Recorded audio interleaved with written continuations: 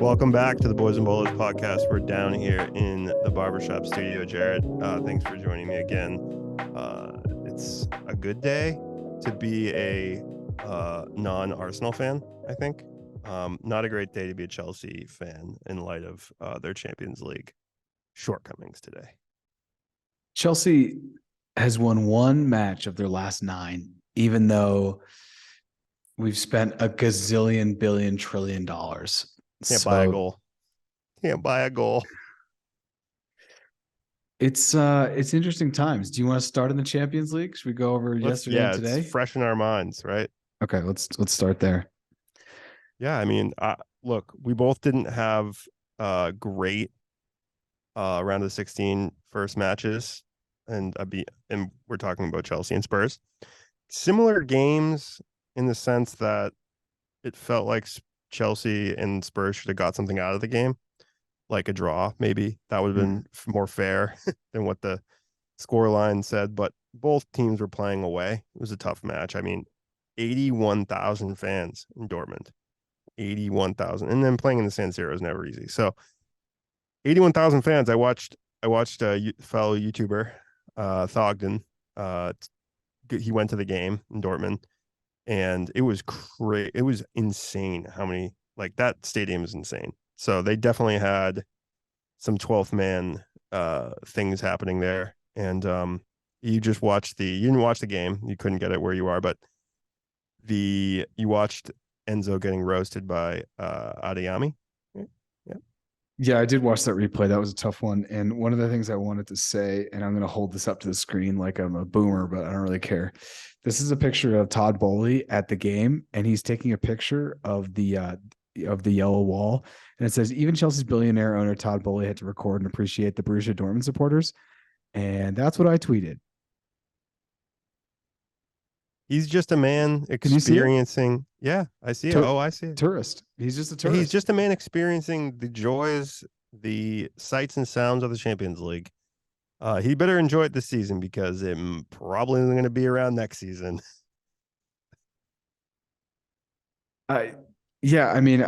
Chelsea's chances of making the Champions League right now are probably 5%.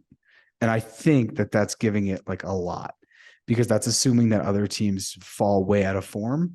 Like, not only does Chelsea have to like pick up a lot of form because we're sitting in 10th, I believe, we're going to have to hope that, like, I don't see a way. Okay, like, let's look at the table reasonably. City, Arsenal are locks to be in the Champions League. Like, nothing's really going to change that. And then I don't see Manchester United not in the Champions League. So it's really going to come down to like Newcastle, Tottenham, and maybe Liverpool or Chelsea get all the way up there. But we're at week 22, 23, and Brighton's still high. Fulham is still high. Brentford's still very competitive. So, I mean, is this the season where Newcastle get in? No, they're gonna fall apart. They've got injuries coming, and they cannot score. They cannot buy a goal. That team is the draw. Like, if they keep drawing games, which they will, I don't think they're going to give up a lot of goals. But if they keep drawing games, they will not get in the Champions League, because you think every point from that they're dropping 2. It's just not going to, mathematically, you cannot get in the Champions League without winning. You have to win games. Like, this whole, like, not losing, but tying 1-1, 0-0, not gonna work, Eddie Howe. Got to score goals. And who are your strikers? Like, you got Almiron, who's, MLS, but he's a baller. He's playing well. But, like, what you got? Callum Wilson.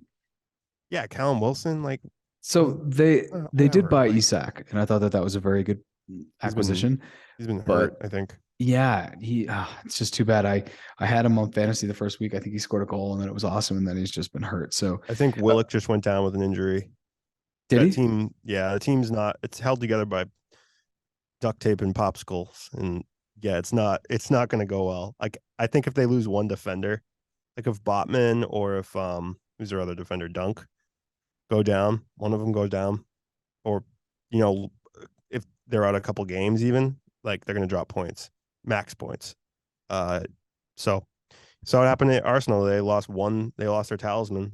They lost Party for one game, and Jorginho had to step in, and they lost. They got smoked second half.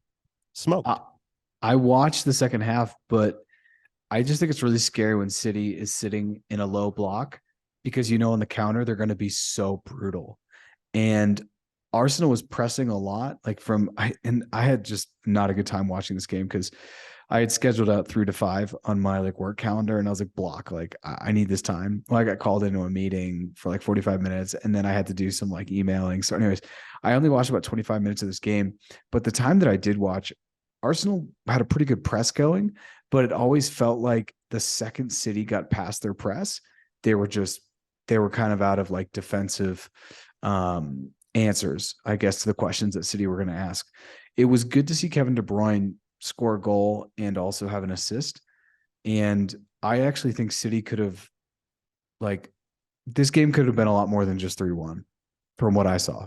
But Yeah, I felt like that goal that Saka scored, the penalty. I thought that penalty was questionable because what mm-hmm, is the goalie supposed to even do right there? Like he's standing there. He's gonna be there because mm-hmm, he's the goalie, and then Nick Nketiah or whatever his name is, like hit the ball and then like hit into him. It's not like he ran into him and then missed the ball or something, but he had already hit the ball and then like Ramsdale was standing there and he like put his arms up and he just like hit him. I don't know. I guess it's a foul in the middle of the field, I suppose. But like the goalie's there. He can't do anything about it. He's gonna be there because he's standing there block. Like I don't it was weird. It was a weird goal for me.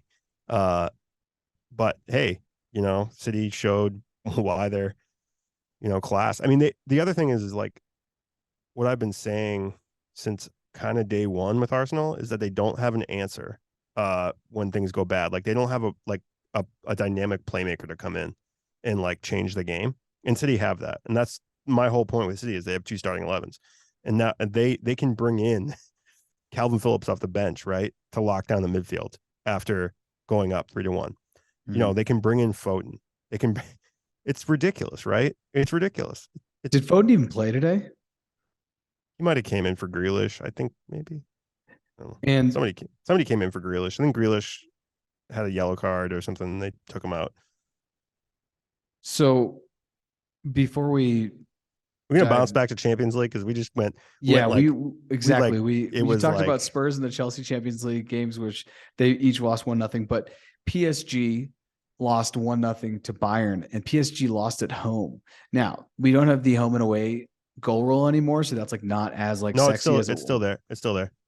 I thought it was gone this season. I thought it changed. Oh gosh, we're gonna have to look this up. I thought it changed next season, but Oh, I okay. Well, thought it you need was to look that up. But they did lose 1-0 to Bayern, and I was watching the news or the ESPN FC or whatever it was, and they were like, Messi just didn't show up. They gave him a 6 out of 10. Pavard also had a red card tackle on Messi, which I was like, "Ooh, is that left over from the World Cup final where like Pavard saw him and was like, oh, now I can do this." I don't know if PSG don't have, and I want to look at this game because once again, I've just been missing everything. Neymar came off the bench, I believe, in this game. And it's like, yeah, excuse me, Mbappe came off the bench in the 57th minute. If Mbappe plays a full 90 with Messi, I think that they can get it done in the second leg in Bayern. But we'll see because going into the Allianz is not like a fun thing to do. And PSG have just always found a way to shit the bed when it comes to the Champions League. So I'm not really sure. And then today, we've already talked about the Chelsea game. They lost 1-0. Mr. Fernandez got burned, and I saw that. Benfica have sold like $500 million worth of players over the last like 5 to 6 years, and then they still beat Club Brugge. Now, Club Brugge is probably one of the weaker teams in the round of 16, but it's still knockout Champions League, and Benfica's getting results. So Benfica's slowly becoming like a dark horse in this tournament. I don't even know if that's actually accurate, but did you look it up? Are we still on goal differential, away goals? away goals were abolished in the 2021-2022 season. That's what I So thought. So now it doesn't matter that. it doesn't I mean, it matter. does So matter that Paris lost, but it doesn't matter as much because the away goals don't count. yeah, so you just need to score a goal. Score If goal. you yeah, score a goal. And to be fair, both Chelsea and Spurs get to play at home. And It's so, true. could go to extra time. So I thought, look, I thought both, like I said, both teams, Chelsea and Spurs, deserved a point. I deserved to walk away with something out of that game, either a draw or a win. I thought Chelsea created some chances. I mean, Thiago Silva had a little Maradona moment and slapped the ball in the goal on a corner. It was You pretty love to nice. see it. You love You to see love to see it. Brazilians trying to be like Argentines, Yeah, just it was really legends. awesome because like the whole like away end, all the Chelsea fans were like, yeah, they were like went nuts, and then they like VR looked at it for like 2 seconds and we're like, yeah, he hit it, and he got a yellow card, so that wasn't ideal for Chelsea, but yeah, I don't know about Benfica. They got a really good draw playing Club Brugge uh in this round, so they're going to get through. There's really no doubt about that. They got some good players. They got Mendy back there locking it down. I still can't believe Otamendi's a World Cup champion. It's actually going to be one of the best. It will be one of the best trivia questions in like 10 years. Who partnered with Romero to win the 2022 World Cup for Argentina? No one's going to know. Otamendi's such a bum. I still can't believe he won. That He's is got a just, very memorable name. I think people will remember. we'll see. He's just such a I mean, dope. Martinez was back there, right? Will people remember Lautaro Martinez? I Not don't Lautaro know. Martinez. Yeah. What's the other Martinez? Oh, you're talking about The one United player, the United player, oh, the I short can't guy. I Ewok. can't think of his first Ewok. name. I can't yeah, the Ewok. I can't think of his first name. It's escaping me. But anyways, okay, we've talked about Champions League. Now we're going to talk about the league. Let's talk about the Arsenal City game. When I say we, I'm going to put this on your shoulders. You were talking shit saying, quote, if Jack Grealish plays, City will tie or lose.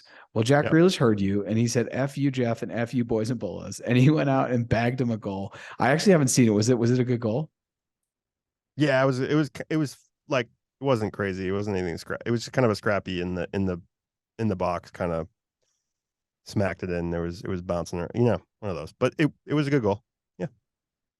So Arsenal have a game in hand, It was which, actually a fast break goal. So it oh, it was like was. four on it was yeah, so it was a 4-on-3, and then um I don't know if it was like Silver or somebody dummied it and it went to Grealish in the wing and then he just banged it in. So it was That's good. awesome. He did what he was supposed to do. Supposed to score a goal like that. He's actually been playing well. Like I was saying in the Yeah. chat that like against Aston Villa, I was looking at it, I was like, wow. Now I can't tell if that was just Aston Villa and that's his old team and he just like wanted to play well. But I'm glad that Pep gave him as much play as he got today. And I think it showed because if Pep can figure out how to get everything out of Jack Grealish that he can, that's a serious problem for Arsenal, a serious problem for the league. Because they're already, like you said, they have two starting 11s. And in about the 20 to 25 minutes that I watched today, it became super apparent to me that like Erling Haaland one-on-one with the defender, if they're shoulder to shoulder, there's not a defender in the league that can stop him. Maybe like the only players that can keep up with him are like Reece James, Kyle Walker, who plays on City. And I'm trying to think of like other really fast, but also like stronger defenders. And that's it.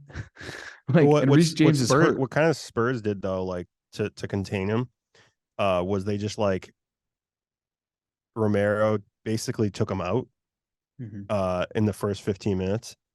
Probably deserved a yellow card. I think he got a yellow card later in the game and then got a red card. So yeah, but he basically just he I mean, he played him very aggressively, I'd say.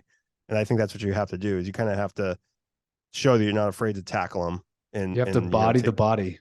yeah, and you're not going to beat him in the air, like, and yeah, you can't give him any space. You have to have just like mark him the whole time, and that's how he scored today. Is that they like let him drift in the box, and he got the ball, and even he just has his legs are so long that normally like any other player that they wouldn't have been able to get to that ball, but because his legs are literally like 5 feet long, like 6 feet long, so Saliba or whoever it was, Gabriel couldn't like you could see he was about to kick the ball, but like Holland's leg got there first, which is like a robot, like alien leg, kicked it in the goal. Ramsdale, no chance.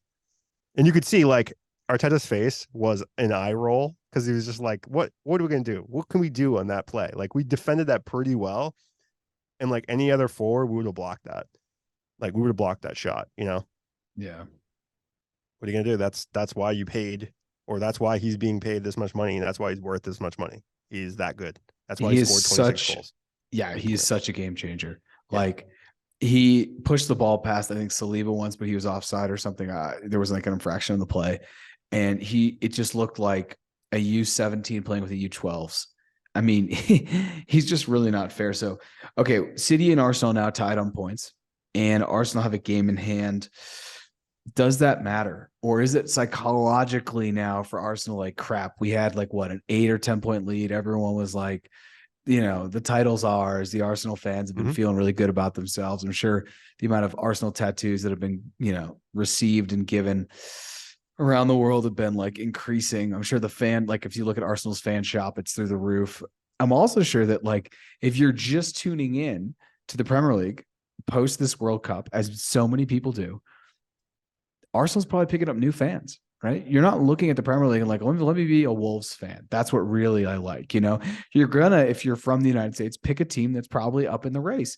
So there could be newly minted Arsenal fans that may or may not be disappointed. So how much do you think the game in hand matters? Does it matter at all, or psychologically because they're tied? Is that kind of like, ugh, Oh yeah, it's huge psychologically. They can talk about game in hand, but you still have to play that game, and that's probably a midweek game. It's never easy. A lot of those midweek games end up in draws anyway. And you drop points. They're still playing, I think, in Europa League, and they're still playing. I think they're out of the cup competition, so Mhm. that's good on that. But yeah, I mean, they've dropped 8 points in their last 3 games. 8 points. They've dropped 8 points. They've drawn and lost two. And Mhm. the Everton game was huge. The Everton game, I think, really was not good for them psychologically. That showed like a lot of problems with their offense. And they cannot rely only on Odegaard to fix and create and do everything. Like they have to have production from Saka, which they have. Yep. Fair enough. They have to have Martinelli production, which has dropped off significantly. Like I'm going to drop him in fantasy. That's how bad he is. Yeah, I was thinking the same thing when we get to fantasy. Martinelli's a guy who I'm sure if you look over the season, the first like 5 weeks, he just went, right? 5, 10 weeks, he went. People Now are he's picking him hitting. up. I think he was overachieving, and now he's kind of hitting his stride. He's a solid player. He's young. Like no, I'm not knocking him in any way. Like everybody dips in form, but he couldn't keep that going. Trossard's going to get some starts, I and rightly so. I actually think on the Martinelli, I think the World Cup messed him up because I thought he was playing pretty well before that into October, Sure, and then into November, and then he just went and sat the pine pony, and then I think he got inserted a couple times, but they were just like when Brazil trash was minutes. beating the Yeah, crap out of a team or whatever, and so he basically had 3 to 4 to 5 weeks where he wasn't playing top flight, and he wasn't playing matches in and out. And so I think that definitely affected him. He's one of the people I think detrimentally, like the World Cup was not a good thing for. You could say this about probably a handful of other players, but I think Martinelli totally, because beginning of the season, I was like, dude, Arsenal's scary. They had Saka firing on all cylinders. Odegaard was dealing in the middle. Party and Shaka looked like the best holding midfield pair ever. And Martinelli was on the wing, just diddling, like just roasting people. So I thought the biggest mistake today from Arteta was starting yeah, Tomiyasu I over. agree. I agree. I was really Yeah, surprised by that. it Yeah. was a bone. Like I think Tomiyasu adds offensive. I think he's like more of an offensive player than Mhm. defensive.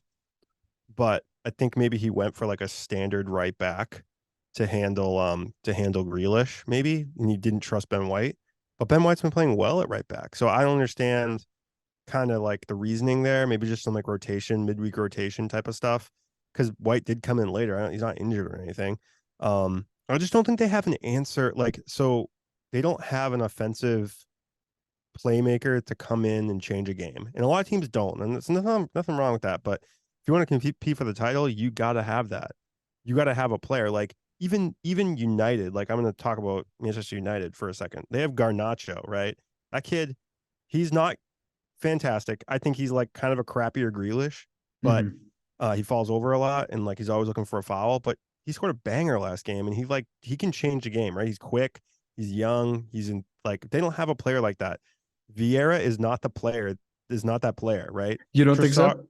no, Vieira is not that player for Arsenal. I don't think any Arsenal fan would be excited Fabio Vieira is like a marquee signing to come in off the bench, right? Like Trossard, yeah, but he's gonna he's not gonna do anything really bad or like anything wrong, and he might score a goal, but he's not like a game like. So what I'm trying to say is that like City have that, and that's Mhm. why I think they're going to win the title. City have that. City City have have that. game changers. They have game changers and lockdown defenders that can come in and hold the lead. The thing that I was looking at today was I thought Zinchenko, from what I saw, I thought he did pretty well. Yeah, he Obviously, when did you play. play your former club that basically told you to leave, essentially, because we don't have room for you in the end, you're going to be more inspired to play. But go No, ahead, go no. ahead. I think honestly, I said to myself watching Zinchenko play, if they lose Zinchenko, Arsenal are absolutely boned. They're That's so exactly effed. where That's this is exactly what I was thinking. this is where I wanted to go because I think Ben White has been playing well, and I do not understand unless it's a rotation, unless there's like a nagging injury where he's Arteta's just trying to make sure.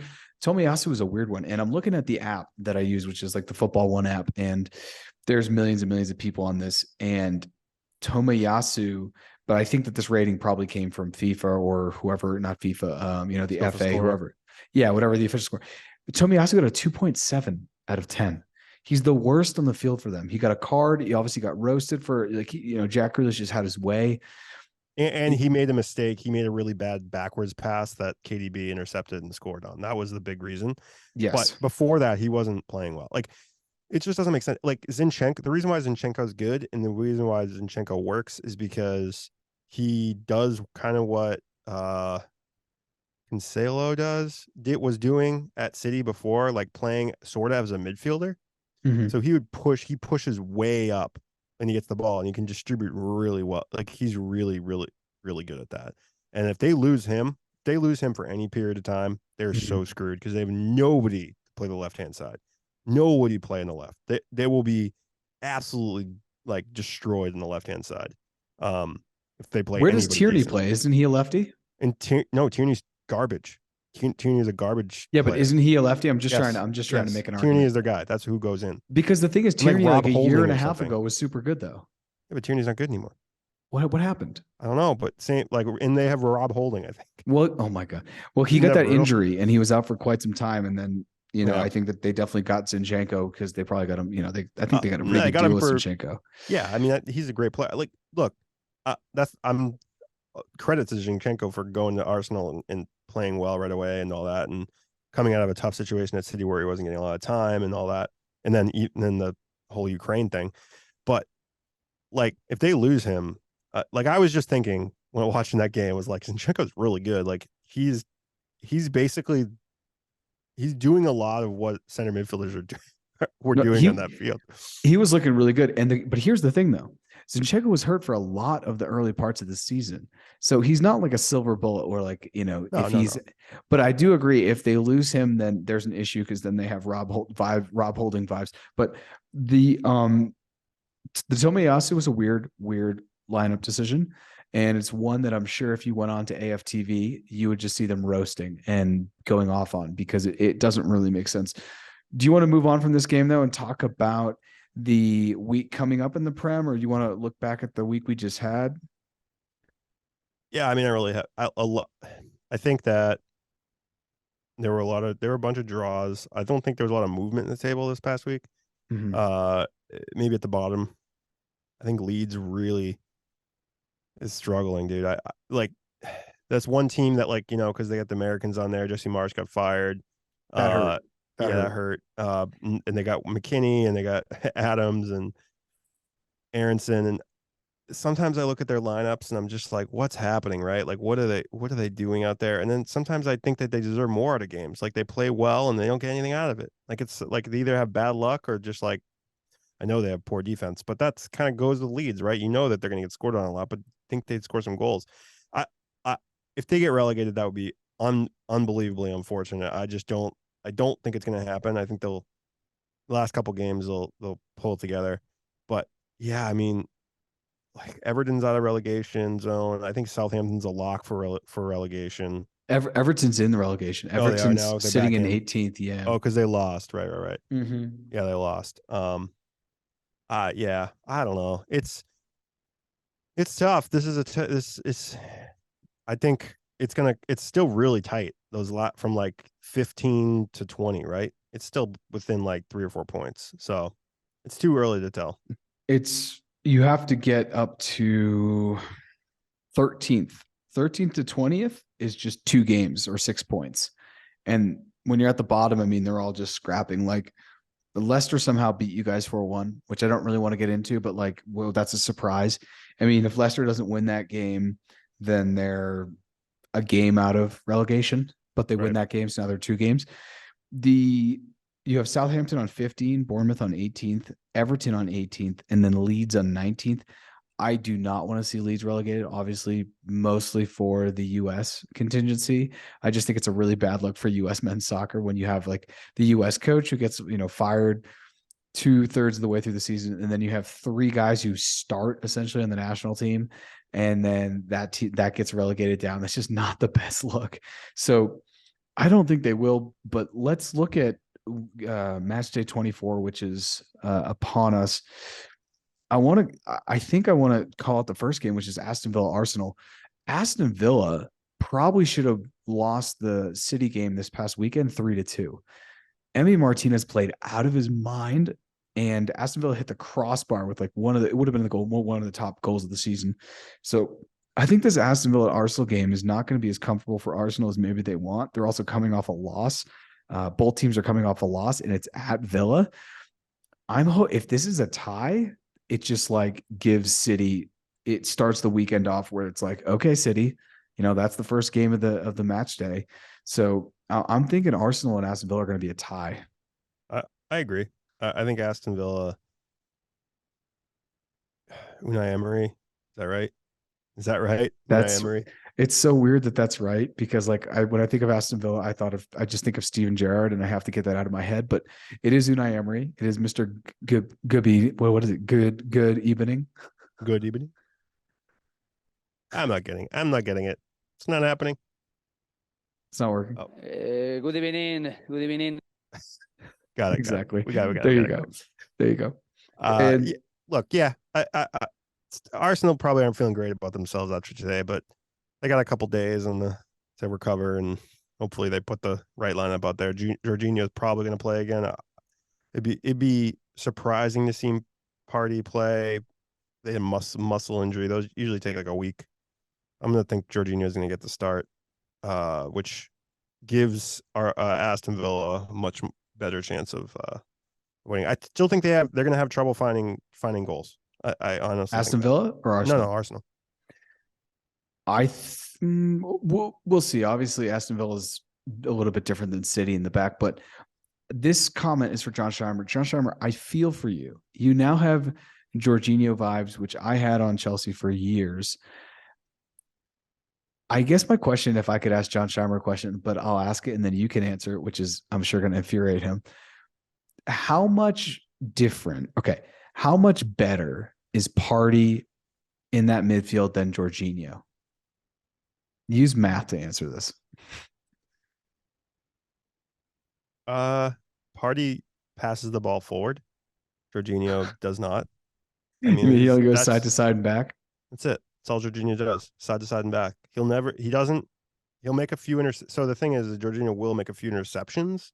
He's a defensive midfielder. I'll give him. He's not like really out there to like necessarily, advance the ball, create a lot of chances, that sort of thing. Well, I think he's there to advance the ball. He's not there to create chances. The ball. He's not really advancing the ball. Yeah, Shaka's the breakup. He gets the ball. He pushes to Odegaard. Odegaard creates. But that doesn't really happen. He passes the ball sideways a lot. Look, he does, and I'm not knocking him for that. He does it. He does it well. I mean, but the other problem is with Jorginho is that he's not taking penalties at Arsenal, right? So he's not going to pad his stats at Arsenal in that regard, like he did at Chelsea. So he doesn't. The thing is he's just like he's just such a blah player. Like he's not terrible. He's not great. He's just there. He's just there in the field. Because I would actually argue, and once again, only watched 20 to 30 minutes of today's game. So everyone just like keep your pants on what I'm about to say. I would actually argue that Jorginho or Party in this game is not that big of a difference. That would be my argument. What In you're the City trying to game. in this particular game? No. I just don't think it's different. Now, looking at it in the Aston Villa, though, I don't really think it's that crazy either, because I don't think the game is going to be won or lost in the midfield. I think Arsenal have won the midfield even with Jorginho. I think it's going to come down to, like you're saying, are Arsenal going to take their chances when they have them? And are they going to score goals to Emi Martinez? Because Emi Martinez is a freak right now. Like, City should have beat Aston Villa probably by a lot, but Emi Martinez just stood on his head and gave his team a chance. So I don't know. Like, we'll see. But anyways, the point being, I actually think Jorginho is actually still pretty serviceable. And when he's put into a team that's fluid and moving the ball around like Arsenal, he could actually, it's weird to even say this, but he could actually be like a good midseason trade. But when I first saw it, I felt like probably everyone like, ugh. And he even had that super weird interview, which I wish we could dial out the audio, but he was like, I'm really happy to be here. I'm happy to be red in London. It was like the most awkward thing ever. Because this is the dude who won the Champions League, who is, Mr. Chelsea, and then gets mid-season booted out because Todd Bowley like wants to be a tourist in Europe. Like, it's weird. Also, but you gotta also remember that now that Jorginho's played 2 games for Arsenal, they've lost both those games. Big facts. Big facts. So are you saying if Jorginho plays Friday or Saturday, we're just going to follow the trend? No, I mean, look, you're right. He's not going to lose you a game. He's not going to lose your game. He's not a liability out there, right? But I think Partey does more on the field positively than Jorginho. I do agree with that. I'm just looking at the game from like a whole. Anyways, we'll see. Yeah, they didn't lose the game. They didn't lose the game because of Partey. Because of Partey wasn't playing. They lost the game because of Tomiyasu. Yeah, they lost the game because of other things. Wolves, Bournemouth, the next game I don't really want to talk about. Brentford, Crystal Palace, I do want to talk about.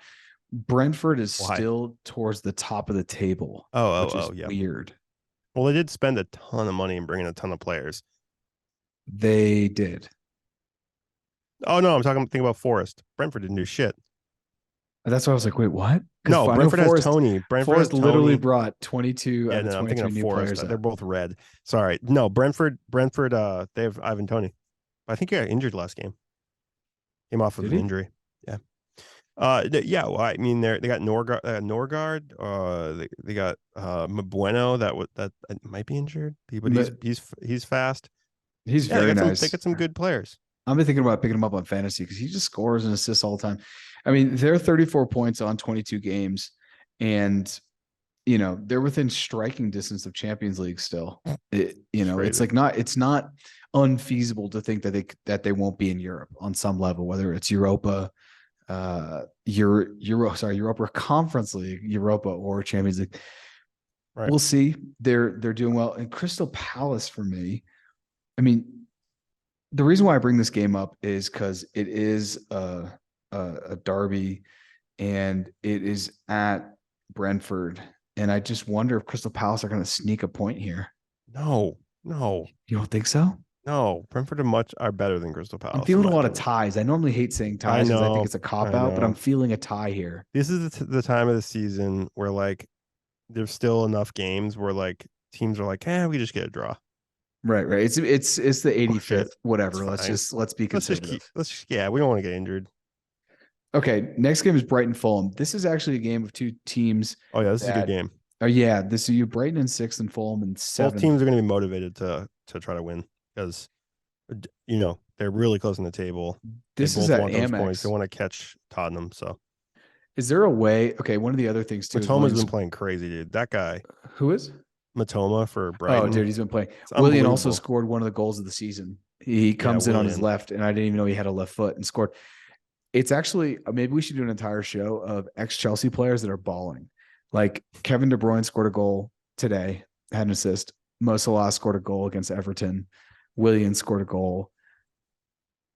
Maybe Chelsea gets those players back. They need them.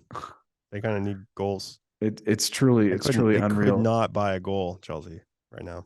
Christensen, and this is not on the goal side. Christensen's, being great for Barcelona. They're blowing out La Liga. It's like once you leave, Fio Tomori, I'm pretty sure he's still playing for AC Milan. They're beating Spurs in the Champions League.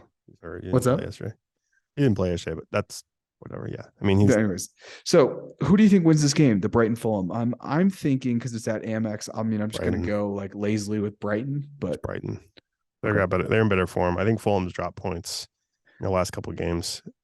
They haven't. I think they tied. So they tied Chelsea, right? They beat Chelsea. They lost to Spurs. Tied Chelsea. So, yeah, I think away it's tough for them. So the next game I'm only going to call out because it's a wooden spoon because Chelsea's playing Southampton. Chelsea are in 10th, Southampton are in 20th. Chelsea are one game. They've won 1 out of their last 9. If Chelsea do not win this game, if Chelsea loses this game, Graham Potter's gone. If Chelsea tie this game, Graham Potter, the noose is around the head easily, like easily. Yeah. Like if James Ward-Prowse like bangs in 2 free kicks or something on Kepa, like Graham Potter can. Let's bring that back up on the fantasy. Maybe I pick up James Ward-Prowse and I hedge my bets because. Yeah, I mean, Chelsea are going to give away some fouls. They're going to. So, I mean, Ward-Prowse is going to have a few free kicks, like 20, 25 yards out. He's going to bang. What do you think on this game? I should put some money on that. What do you think? What do you think on the game, though? Goal. Chelsea. I still think Chelsea will win 3-2 or something. Okay. The next game, Everton Leeds. Let's go through this one quick. These teams are right next to each other in the relegation battle. Who has more momentum? Leeds still haven't appointed a head coach, which is troublesome for them. Who has more momentum? That is like because like Everton beat Arsenal. No, but Everton beat Arsenal, and then they lost to their crosstown rivals. Yeah, pretty embarrassing to be honest. But we could break down that game. I think Everton lost momentum. They almost scored and it went off the post, and then they turned that post. They turned a clearance into like a fast break goal, and that like kind of killed them. I think Sean Dyche was kind of going for a draw in that game. Big win for Liverpool. I think Liverpool might turn it around now, but Everton and Leeds. So I think Everton win this game, and I'm not excited to say that per everything we already said about Leeds, but Everton are playing at Goodison, and I just hate Goodison. So okay. I think Everton win this, which hurts, but I'll give you that. I think Leeds have played better than the amount of points that they have. I think they deserve probably 10 points more than what they have, right? No, 10's a lot. No, 10's a lot. That would give them 29 points. I'm thinking 7 to 8 more points. So maybe like 2 more wins than what they have. Okay. 2 wins and a draw.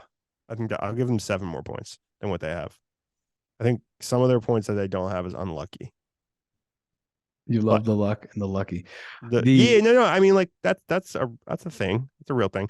But they are playing a good one. So yeah. I will say every team that gets relegated always feels like they played better than what they did. So you're just already sounding like they're getting relegated. Okay.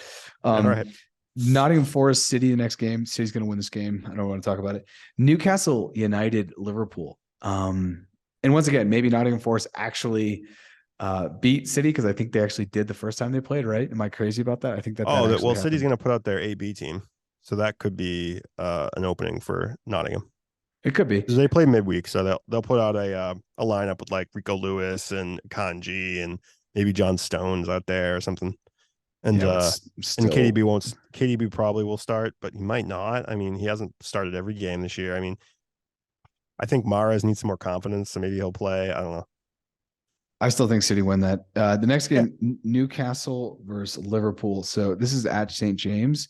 Ooh, tough. Liverpool, they've been besides the last game, besides playing lowly Everton. Besides lowly Everton, they've been inconsistent. Let's be real. And I didn't say anything to anybody about this, but Klopp's like coming out with all these quotes about how the crowd at Anfield was like the reason why they won was like, tone it down, buddy. You just played 18th place Everton, who are like in shambles. Who don't even have a coach. I don't think. Yeah, you were in second last year. You almost won the title, and you almost won the quadruple. Yeah, you get out of here, guy. Like, what are you doing? Like, show some like decorum. I mean, like, dude, he's just playing the politics. He's trying to thank the people that put their thumb up or their thumb down whenever they cheer in his direction. So sure. I get exactly what I mean. He's just playing at the crowd, but yeah, fair. But I also think that like, dude, you gotta just go into the tunnel, take your 3 points, and just go home and be happy with the win. Pat your guys in the back, but like you do not need to say shit like that. Like you're supposed to be in, top 4 right now, and you're in 9th. It's Klopp though. It's his 7th season. This is where he dies. This Correct. is like part of his character arc is to die in the 7th season. Just like this past city game today, the chat manifested that goal from Cody Gakpo and Mo Salah that game. So Cody I like to talk Gakpo. shit, and then just Gakpo leading the line just doesn't seem to be working very well. It's the most unintimidating thing of all time. So Liverpool United, Newcastle United. Newcastle are playing St. James. This ends in a tie 70% of the time. 20% of the time, Newcastle win, and 10% of the time, Liverpool win. So I think Liverpool are definitely dropping points here, is the point. I think it's going to be a 1-1 draw. Cool. Manchester United Leicester is the penultimate game of this match day. Now, Leicester, I would have said, is roadkill, but they beat you guys somehow, and I don't understand. So United, though, look really solid, and this is at Old Trafford. I don't see a way United drop points here with how they're playing. No.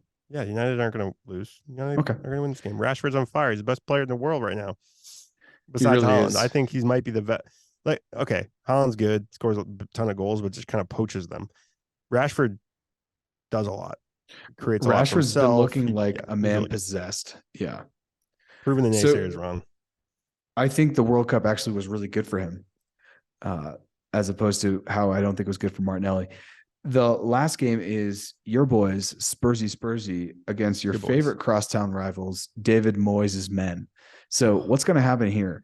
Because is that at home or is it at let me look. London Stadium? It's at Tottenham Hotspur Stadium. Oh, yeah. So I'm feeling good about it. I feel good about it too, because I think you also have to have a bounce back after that Leicester game. And the Champions League midweek didn't go your way, but like you said, you were away. So now you got this game, and then you're going to play. Actually, you won't play next week Champions League, but you'll play the week after. So, yep. I mean, I'm feeling like you guys got this. Harry Kane's also literally setting records, and I don't really feel like too many people are talking about it because I guess because they hate him because he's a Spurs player. But I feel like you guys win this game comfortably. That's the story I'm going to go with. Yeah, I mean, I've said it before. I think West Ham, I think David Moyes is on the chopping block. I think there's not enough talk about how he's not getting anything out of that team, and they're underperforming, and they've got Jarrett Bowen looks like a shell of himself, and you brought in Danny Ings for some reason, and it's a weird team.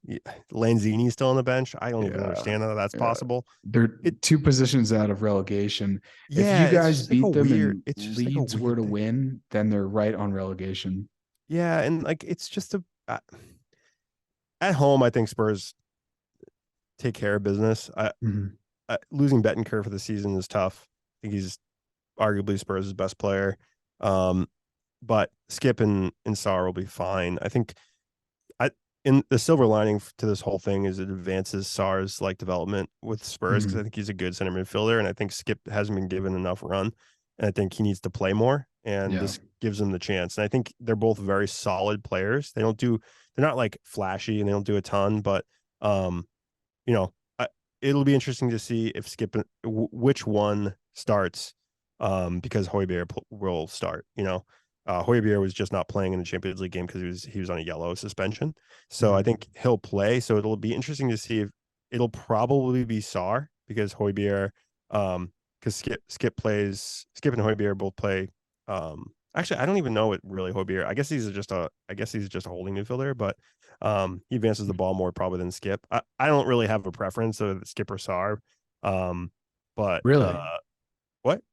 You don't have a preference. I think no, not really. I mean, I think Sarr is like played solid in the Champions League. I had no problem with the way he was playing, and I think Skip did what he was supposed to. And Skip actually reminds me a lot of Harry Winks, which is, I guess, maybe not the best thing in the world. I was gonna say, because I think Sarr is much better from what I've seen. Much better. Yeah. Okay. I mean, I think has a higher ceiling maybe than Skip, but Skip is still really young.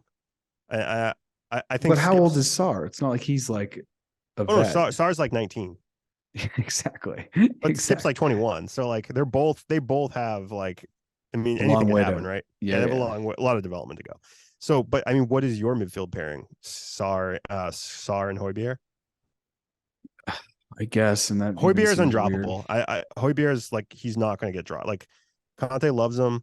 He may be a little bit out of form, but like Yeah. he contributes goals like and assists. He And scores Sar goals. Yeah, he he like scores scores goals. I goals. mean, he can score a goal. Like he can shoot like that. And Skip and Sar can't.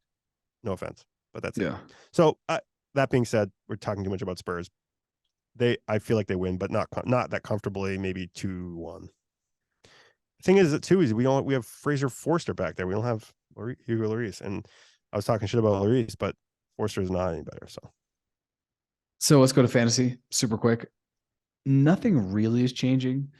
Will, Mitch, and Oz are still in the top dog positions.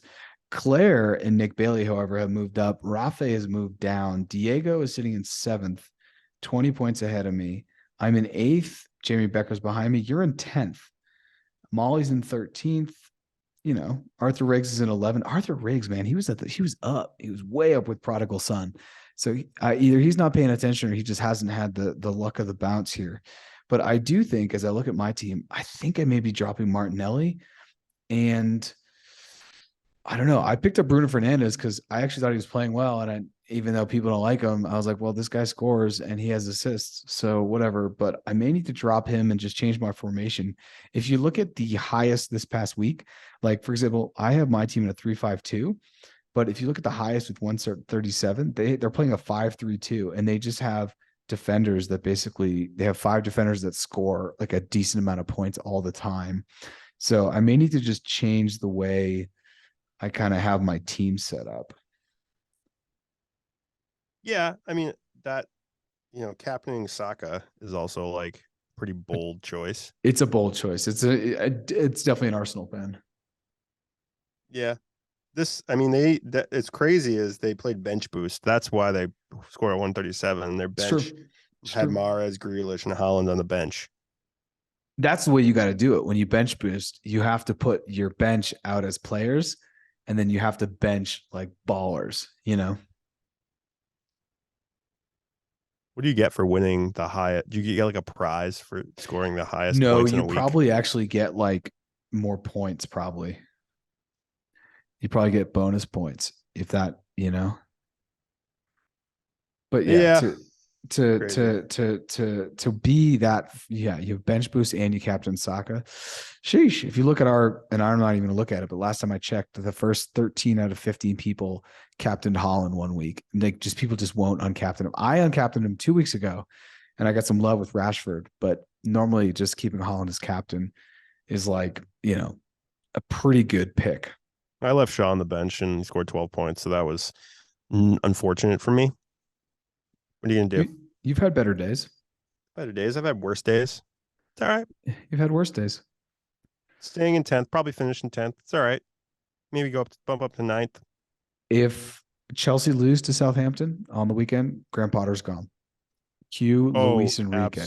Absolutely. If you give Southampton 3 points, is it Luis Enrique? Is that the next in line? That's who Todd Bowley's been WhatsApping with, I'm sure. I heard Zidane was on the list too. Zidane won't coach outside of the French France national team or something like that.